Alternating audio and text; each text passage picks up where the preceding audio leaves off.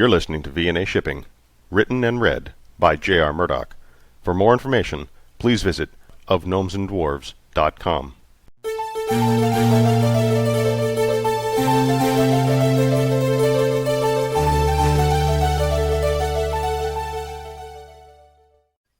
June pounded her fist on the console. She'd tried calling several people Vic had introduced her to, and none were in range of Rado. Sitting just off-planet, and partially hidden by the moon, she'd seen 4 cruisers of the 5 police cruisers that had followed Vic return. He must have given them the slip. A lot of good that did her and Joey. For that matter, a lot of good it did Vic. He may be able to land, but he wouldn't be able to get out of his ship. He'd lose whether he made it there or not. Joey sulked. June tired of his brooding. How could he just sit there and be so childish? She had to keep reminding herself that he was new out here as well as only 18 years old, even though he looked much younger. No longer a child, but not really a man. He didn't even need to shave. "So, what do we do now?" he asked. June gave him a tight-lipped smile. "I don't know. We're pretty much stuck out here. I guess we'll just have to float until Vic comes back for us, or until we meet up with a convoy we can travel along with. Either way, we wait." "I saw those police ships." "Yeah, me too. Either Vic got caught, and the one that didn't come back was the one that's been after him, or he got away, and those ones came back." "What does that mean? I mean, if he gets caught, what happens to us?" Joey's face strained as he spoke.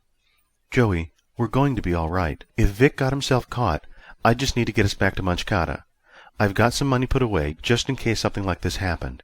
In fact..." She thought about the meeting she was supposed to have, and decided not to tell Joey about it. "In fact what?" "Oh, nothing. We'll be okay. I don't want you to get all worked up about money or anything."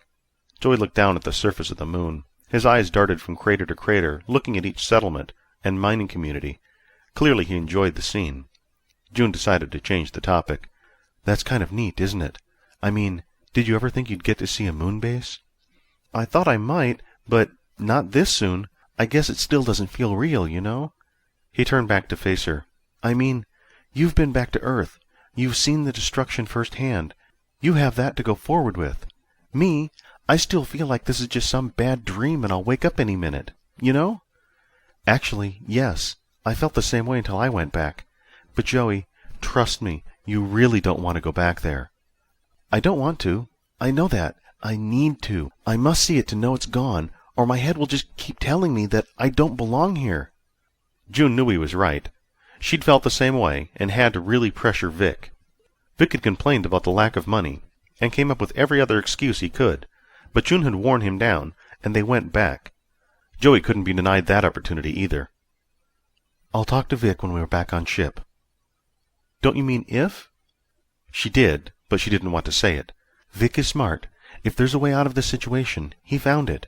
He'll come back for us one way or another." "What if he doesn't?"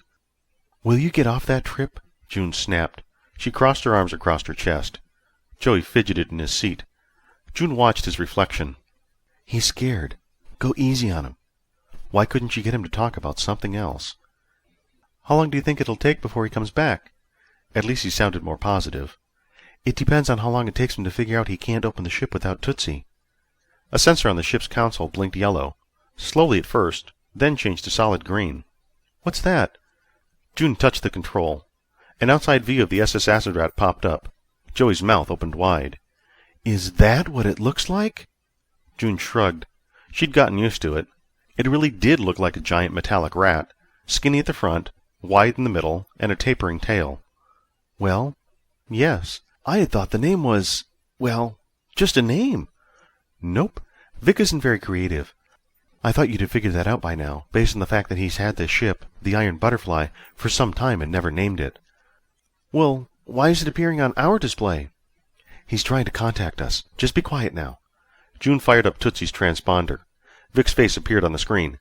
"June, there you are. Thank God." He looked worried. It had to be the poison. "Vic, are you taking your medicine? You don't look good." "Send me your coordinates. Now." The jerk. He'd finally figured out he needed Tootsie to open the cargo doors, and that's all he was concerned about. She hesitated. "June! Now!"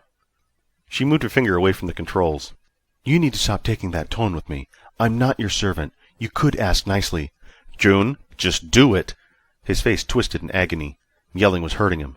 No. What? I said no. Why should I? This is really important.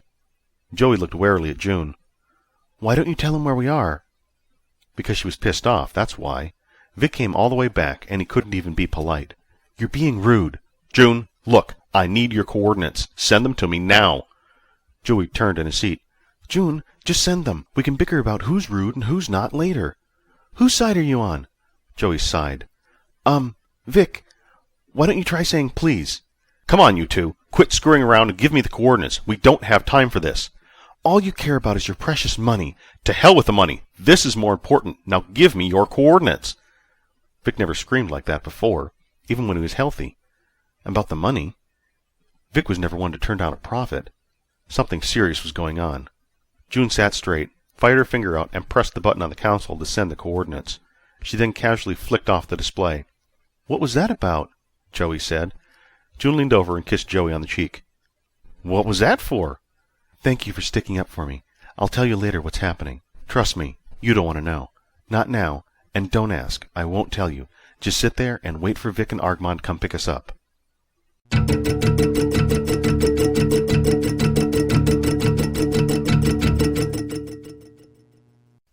Mike could hear voices. The last he heard had come from Vic. Of that he could be certain. But the boss said he would send a ship. He contacted Vic? If the boss contacted Vic, why didn't he have the coordinates of the cruiser? Mike had sent out the beacon. Vic should know where they are. No, Vic couldn't be the contact. The boss's plan didn't include Vic directly. Vic was only a puppet being led about, unbeknownst to him, by the boss. Mike thought fast. He had to react. Trapped inside the storage compartment of the small cruiser, he couldn't think well. He couldn't hear well. June and Joey whispered, or talked. Mike couldn't tell. They were doing something, and he couldn't see. He couldn't hear. The gentle hum of the engines were relentless on his ears. Mike put his hand on the small sliding panel between the storage compartment and the driving space. He pulled it down a fraction of an inch. Light flooded in. He repressed the need to snap it back up. He had to see what was going on up there, to be able to hear better. He could. He could only see June's left shoulder and Joey's right, but he couldn't see them. That put his mind at ease, but only slightly. He still couldn't hear them. June said something. Joey held up a package of crackers. Mouth's Mike salivated and his stomach ached. It had been hours since he'd eaten. He hadn't even had time to get anything before he had to hide. If SPX-39 had been flesh and blood, he'd have had something to eat. His hand twitched. He needed those crackers. If only he could get one, just one, he could satisfy this hunger. No. No. He had to remain hidden. The boss would not tolerate another failure. Mike had to stay put. If Vic came back to pick up June and Joey, there had to be a reason. But Vic was on a timeline. Vic had to be back in Planchar. He'd lost at least 2 hours coming back for these two. He was going to lose his bet. No. Was it possible that Vic knew Mike had hid aboard the cruiser? How could he know that? He couldn't know that. It wasn't possible. Vic wasn't that smart. Vic slid the panel shut slowly. He had to think, and think quickly. If Vic did know, there would be trouble. If Vic knew, he could have a chance to prepare. Mike needed to be prepared as well. But how? All he had with him was a communication box. He couldn't use it again. What would the boss think of two communications so close together? He would suspect that Mike's failure was imminent, and about the mission. Meaning he'd blow up the box. Mike didn't have a death wish. There was only one chance. Desperate, but a chance all the same. He had to take out June and Joey as he planned. No other way existed. If he could assume control of the small cruiser, he could shut everything off, go into stealth mode, and follow Vic back to Planchar. Even if Vic didn't find the cruiser, he had to chance it. Vic would know that June and Joey were dead. He wouldn't search for them, because how could he find a stealth vehicle in the middle of space? He'd go back to Planchar to try and win his bet, something he'd never accomplish now, and Mike could follow in the cruiser. Mike's breathing quickened as he prepared to leap out. All he had to do was push the panel down quickly. He'd have to overtake June first. Her skill far outweighed Joey's pitiful strength, making her dangerous. Yes, June had to be first. A yellowish film coated Mike's eyes. He could feel a battle rage coming on. The communication box pushed out of the way, and Mike was ready to go. Just push down the panel and spring out. June to the right, June to the right. He could take her. He knew he could. He had to. His life depended on it. 1. You can do this. They're unarmed. 2. Mike opened his mouth and bared his fangs. 3.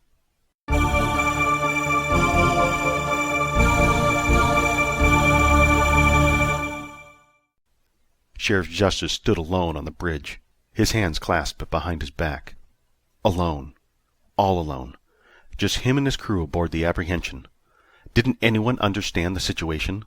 Petrine didn't get it. He wanted Justice to return home. Escanso didn't get it. He had said the same thing. Go home. That wasn't going to happen. This two-bit bandit's reign stopped now. Today. No one made a fool of Sheriff Buford D. Justice. No one. Junior silently slid up along the sheriff and handed him a drink. He smiled and nodded at the boy. The jumpiness he got from his mother. The smarts? Well, it was obvious the boy got those from the loins of the good sheriff. Justice smiled. The plan had been put into motion. Drones dispatched to any possible route the SS Acid Rat could follow back to Rado. The drones were set to signal contact, then follow, sending back regular updates as to course and position. He had both the SS Acid Rat's codes that had been used, and now had the codes for the second ship, the one he currently followed. "Sir, approaching the Rado system. Any instructions?" "Slow speed, and do a full scan of the system. Scan and tell me if you spot either of the two ships we are pursuing." "Yes, sir." BT Justice sipped his drink. "Also, do a complete scan to see if any trail can be found from either ship. If you don't locate either, we're going to do a full stop and stay put." "Yes, sir." He would take a vacation. After the parade and celebration in honor of his victory, no one had ever gotten away from Bomda with a load of tenindrium, and this minor crook wouldn't be the first. When he brought him back, there would be cheers and applause aplenty, all for him. Justice puffed out his chest. "Sir, we've located both ships." Excellent. That parade would start sooner than he expected. "Where?" "I show the SS Acid Rat in a wide orbit around the Rado moon. The second ship appears to be on a course with the SS Acid Rat." "Set course for the SS Acid Rat. We'll catch them both." BT Justice took a swig from his drink. "This is a fine day, gentlemen. Do me proud." The officer picked up the con microphone. Justice slapped it away. "We're running silent. I want to catch them by surprise." "But, sir, that's against regulations." That comment deserved a belly laugh, and Justice gave it. "Being here is against regulations. Question me again, and I'll have you in the galley peeling potatoes." "Peeling what?" "We're running silent. Go!" The officer jumped and started pressing buttons and set the ship on a course for the SS Acid Rat. BT Justice never made the same mistake twice. He'd announced his coming before, and that gave the crooks a chance to get away. This time they wouldn't see him coming. "Get us into tractor beam range and lock on. I'll take care of filling the reports to make this all perfectly legal. Don't worry about a thing." "Yes, sir." Justice finished his drink and held it up in the air, shaking the glass to clink the ice against the sides. Junior, Justice's pride and joy, fetched it and ran to refill it. What a good boy.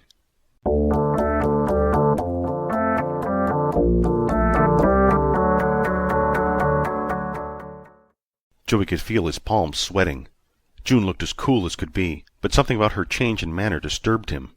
Suddenly the inside of the tiny cruiser felt impossibly smaller. The edges of his vision blurred and faded in and out. Don't pass out! Don't pass out! Whatever was coming, he wanted to see it coming. How bad could it be, anyway? June calmed down, and her smile looked downright serene. The relaxed way she pulled her hair back and pinned it up. She looked great. She looked... Prepared? Slowly she nodded. Vic and the SS Acid Rat would arrive at any moment, but June didn't prepare for that. Something else. She was preparing for something else. What? What could she be preparing for? What could it be about this ship, the Iron Butterfly, that she could be preparing for? It was only him, June, and Tootsie. Who else could be... Mike! Joey almost spat the word out, but June's hand, quick and dangerous, pressed to his lips. She knew that he'd figured it out. But why hadn't she known before? She had that psychic stuff. She should have known that Mike was on board. Unless she couldn't read him. Then why did she look so relaxed? Did she know where Mike was? Joey adjusted himself in his seat, looked straight at June. She also looked toward Joey. Demurely she pointed to the back of her seat. Joey looked. A handle. To what? That had to be where Mike hid. He was hiding inside of a storage compartment in the back of the ship. He was hiding. And what? Would Mike rush out and try and kill them? What would that gain? Why would Mike do that? But then, why had he tried to kill Vic? Mike had snapped and gone insane. It really had to be that simple. Joey felt he was going mad out in space, but why wouldn't Mike? June closed her eyes and took a deep breath. Her chest swelled, and Joey felt himself relax involuntarily. His mind cleared of all thought. Tension disappeared, and he felt the most at ease he'd been since arriving. The panel slammed down. Mike, big, hairy, scary Mike, in all his hugeness sprang forth, fangs bared and eyes glossed over. Mike didn't even give a moment's notice to Joey. He didn't even give him a glance. He went straight to June. June screamed. Joey hadn't expected that. Reflexively, he reached out to grab two of Mike's legs.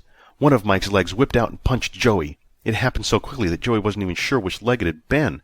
It was then Joey realized they were weaponless. Mike's rear pointed towards Joey as June fought to keep fangs from getting to her. Joey tried again to grab one of Mike's legs and again was greeted by a punch. Joey's head bumped the glass. He had to get Mike off June. He had to. If June got bit, there was nothing he could do to save her. Wait, was there? Tootsie! Stasis field on Mike! Tootsie beeped and whirred. Stasis beam unavailable on this model of ship. Joey punched Mike. Mike slammed back and pushed Joey into the glass, holding him by the neck. Joey wiggled, but Mike only pushed harder. Joey couldn't swing, couldn't hit, couldn't bite. He even had trouble staying conscious. This couldn't be allowed to happen. Not again. He had to save June. He could kick. Mike squawked loudly. The sound reverberated inside the Iron Butterfly's cabin. Joey kicked again. Mike released him and started to turn around, but June finally fought back. Mike returned his focus on her, trying to force his fangs down into her body. Tootsie, what can you do? Joey screamed in a panic. He couldn't go up against Mike and win, not without a weapon. Tootsie beeped. I'm afraid there's nothing I can help you with. Her tone irritated Joey. He wanted to smash her and her nonchalant tone. He flipped open the center console and pulled the control box out of the Iron Butterfly. I'll show you! Joey prepared to smash Tootsie's control down on the ship's console. Everything in the ship had gone dead. Their orbit faltered. Joey had just killed them all. He'd pulled the control of the ship free and killed them all. Mike and June had taken no notice, but the ship had grown extremely colder in a matter of seconds. Joey looked at Tootsie's control cube in his hands. It was hefty in size and hard. Tootsie could do something to help. She really could. Joey jumped onto Mike's back. June's screams increased as Mike dropped a couple of inches closer to her. Joey lifted Tootsie as far as he could and brought it to bear on Mike's head. Mike hollered, but Joey continued to pound the box onto Mike's head again and again. He continued to pound on Mike's head until no sound could be heard, and June's screams died away. Joey slid off of Mike and pushed him off of June. The bruises on her face and her messy hair were all she had to show for the battle with Mike. Joey ran his hands over his body looking for any other injuries, anything at all. Everywhere his hands touched, he only felt the fabric of June's outfit. She winced slightly when his hand rubbed against her ribs, and she pushed him away weakly, then grabbed him and pulled him in and kissed him. She whispered in his ear, "Thank you."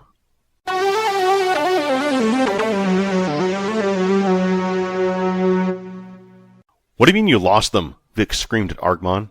Argmon put a strong arm against Vic's chest and pushed him back into his seat. Well, where are they? I didn't see an explosion. They've got to be alive. They had to be.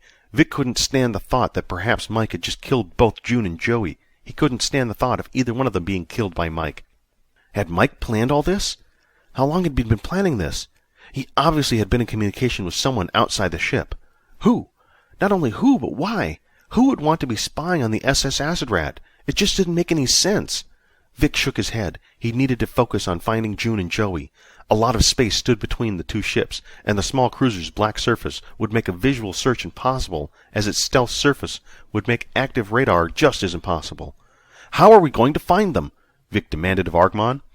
A blinking light appeared on the ship's console. Argmon pressed it, and the Iron Butterflies, disguised as the Acid Rats, coordinates appeared. Go! We've got to get them right away! Argmon didn't respond. Instead, he hit the controls and sped to June and Joey's location. Tootsie, prepare the cargo bay for space opening. No response came. Tootsie! Still no response. Hey, computer, what's your name? A beep issued from the Acid Rat speaker, and a snooty voice said, I am the T11XR34Q40. Yeah, whatever. Prepare the cargo bay for space opening. I'm afraid that isn't in my current programming. What can you do? My functions are limited. I'm afraid this ship of yours is not at all what I'm programmed for. The lackadaisical voice annoyed Vic. Argmon, I'm going to have to prepare the ship manually. Get us in range, and I'll get those doors open. Argmon barked. Vic got up. His mind reeled. Still he was affected by the poison. Weak though he was, he still rushed back to the cargo bay. He had to get all the doors inside the ship closed. The kitchen and his quarters were easy enough. A touch of a button and the doors swished close. The same for the lounge and the crew's quarters. "Dexter!" Maybe Dexter could help out. "Eep, eep, eep," Dexter shouted from the cargo bay floor. "Dexter, I need you to close all the doors in the cargo bay. I'm going to open the cargo bay doors and let June and Joey back in." "Eep, eep, eep." "I don't have time for questions. Just get to it." "Eep, eep, eep." Dexter ran off like a shot. It never ceased to amaze Vic just how quick the triped could move. Pain encased Vic's upper body. It hurt to move, and he collapsed to the floor. He fished in his pocket for a dose of antivenom. June had already given him a good amount, and he'd ignored his body's need for more as long as he could. He'd become too consumed first with their getaway, now with getting back to pick up June and Joey. Vic heard the engineering door close, as well as the weapons room door. If he'd been able to, he would have opened up Tootsie's main panel and started entering in the code to magnetically seal off the rest of the ship and open the doors, but he couldn't even get the dose to his mouth. A mouth that had gone so dry. He wasn't even sure he'd be able to swallow it. "Dex!" he wheezed. His voice had all but stopped working. He had to take the dose. He had to get up and open the doors. June and Joey were trapped with Mike inside their ship. But what if Mike had taken over the ship? What if they got the cruiser back on board, only to find Mike? Would Dexter be able to take him out a second time? Would Argmon be able to fight him? Argmon's barking warning issued over the ship's speakers. They were being followed. The police cruiser was back. Vic no longer had a choice. He had to act. With no more thought, he dropped the dose on the floor and fell face first on it. He sucked and licked at the floor until the dose entered his mouth, and he forced himself to swallow it. His body twitched and convulsed, and 3 times he hit his head on the deck. Still shaking, Vic raised up to his hands and knees. If June and Joey were transmitting, then it was certain the police cruiser would head for them first. Its target from the onset had been the acid rat. Vic had to get there first. He must. It was all his fault they were all here in the first place. If anyone had it upon their shoulders to save anyone, it was him. Vic pawed at the wall to find anything to hold on to. They defied him, and he found himself flat on the floor again. The antivenom didn't work fast enough. Again he convulsed on the floor. He felt as if he would vomit, but he steeled his body and rose to his hands and knees again. He rocked back and forth until he sat up on his feet. From his kneeling position he found the access panel. "Where's XBX-39 when you need him?" Vic opened the panel and used the door and all his strength to pull himself up. In order to stay standing, he had to place his head against the wall.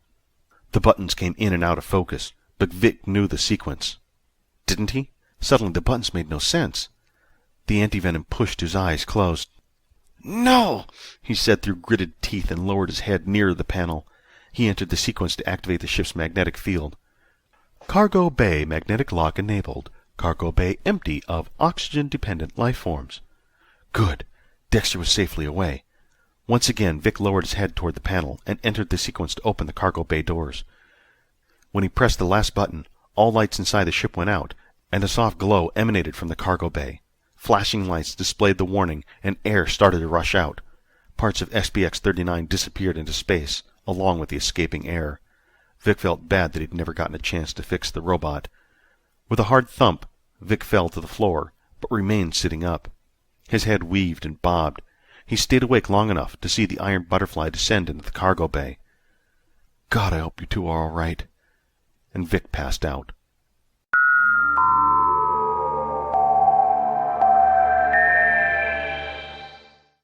You've been listening to V&A Shipping, written and read by J.R. Murdoch. For more information about this podcast and its author, please visit ofgnomesandDwarves.com. V&A Shipping is released under a Creative Commons Attributions Only, Non-Commercial, No Derivatives Works 3.0. Feedback can be sent to jrmurdoch@ofgnomesandDwarves.com, or you can find me at Twitter or Facebook as J.R. Murdoch. There's a lot of podcast fiction out there. Thank you for taking the time to listen to this one.